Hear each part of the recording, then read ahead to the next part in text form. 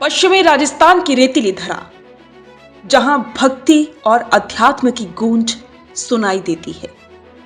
आज वहां सन्नाटा है, लेकिन यह सन्नाटा शांति वाला नहीं बल्कि खौफनाक सवालों वाला है।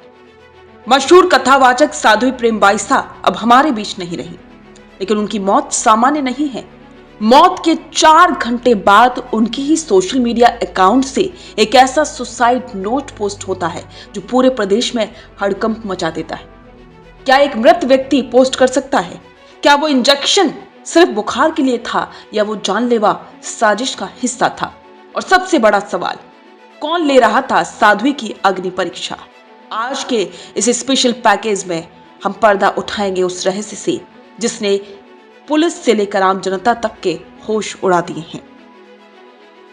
घटना की शुरुआत होती है एक मामूली बुखार से। बताया जा रहा है कि साध्वी पिछले कुछ दिनों से बीमार चल रही थी।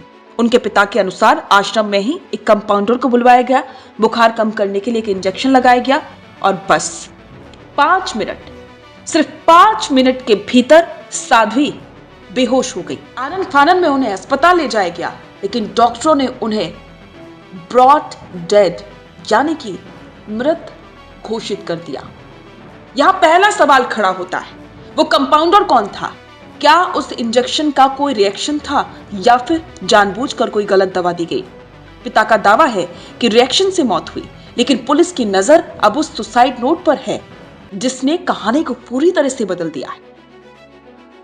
इस केस का सबसे चौंकाने वाला मोड़ तब आया जब शाम के 5:30 बजे साध्वी की मौत की खबर फैल चुकी थी, लेकिन रात 9:30 बजे उनके आधिकारिक इंस्टाग्राम अकाउंट से एक भावुक और डरावना पोस्ट शेयर होता है। लोग दंग रह गए। क्या साध्वी लौट आई थी? जब मीडिया ने पिता से इस डिजिटल मिस्ट्री पर सवाल पूछा तो उन्होंने एक नई जानकारी साझा की। पिता ने कहा, यह प्रेम बाईसा की अंतिम इच्छा थी। वो दुनिया को एक संदेश देना चाहती थी, इसीलिए उनकी मौत के बाद मैंने खुद उनके स्टाफ से कहकर वो पोस्ट करवाया।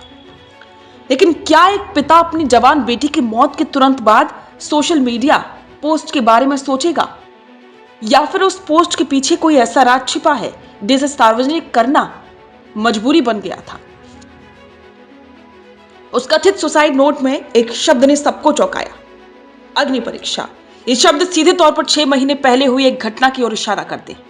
साध्वी प्रेम बाईसा ने अपने ही पूर्व स्टाफ के एक युवक पर गंभीर आरोप लगाए थे।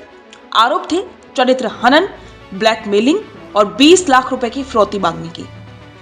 बुरानाड़ा थाने में एफआईआर दर्ज हुई, गिरफ्तारी भी हुई, लेकिन फिर कहानी में ममता और क्षमा का एंगल आया। साध्वी ने मीडिया के सामने आकर कहा कि उन्होंने उस युवक को माफ कर दिया है। क्या वो माफी ही उसकी गलती बन गई थी? साध्वी ने हाल ही में संकेत दिए थे कि माफ करने के बाद भी पुराना स्टाफ उनके खिलाफ साजिशें रच रहा था। क्या वो साजिश इतनी गहरी थी कि उसने एक उभरती हुई आध्यात्मिक आवाज को हमेशा के लिए खामोश कर दिया?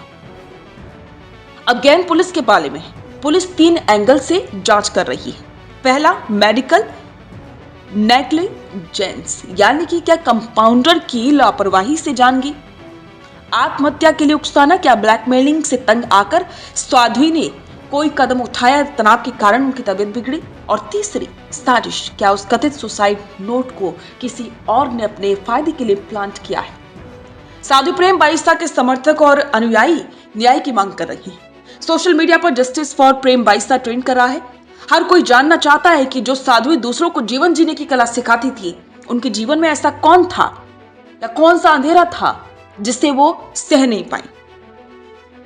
ये मामला सिर्फ एक मौत का नहीं है, ये मामला उस दबाव का है जो सोशल मीडिया और ब्लैकमेलिंग के दौर में सार्वजनिक हस्तियों पर बनाया जाता है। अगर साध्वी को ब्लैकमेल किया जा रहा था तो वो कौन लोग थे जो उन्हें अग्नि परीक्षा देने पर मजबूर कर रहे थे? क्या पुलिस उन सफेद पोस्ट चेहरों तक पहुंच पाएगी? साध्वी प्रेम बाईसा की कहानी अब एक रहस्यमय मोड़ पर है।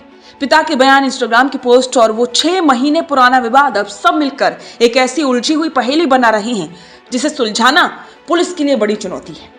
आपको क्या लगता है, क्या ये सिर्फ एक मेडिकल रिएक्शन है या इसके पीछे कोई बहुत बड़ा षड्यंत्र है? क्या सोशल मीडिया पोस्ट वाली बात आपको गले उतरती है? अपनी राय कमेंट बॉक्स में जरूर साझा करें और इस मामले की हर अपडेट आप तक पहुंचाते रहेंगे। न्याय की इस मुहिम से जुड़े रहने के लिए इस वीडियो को शेयर करें और द फैक्ट इंडिया को सब्सक्राइब करें।